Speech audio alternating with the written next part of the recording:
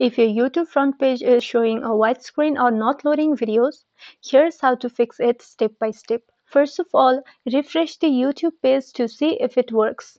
Sometimes it's just a temporary glitch. Next, check your internet connection by restarting your router or reconnecting to your network. A quick reset often fixes loading issues on browsers.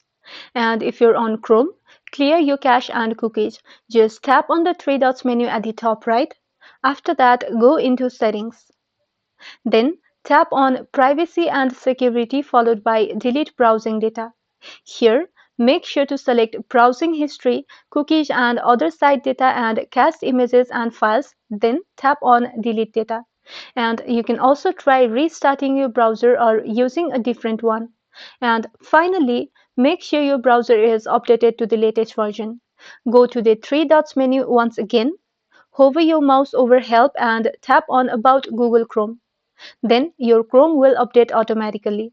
That's how you can fix the YouTube front page white screen issue or when videos are not showing up issue.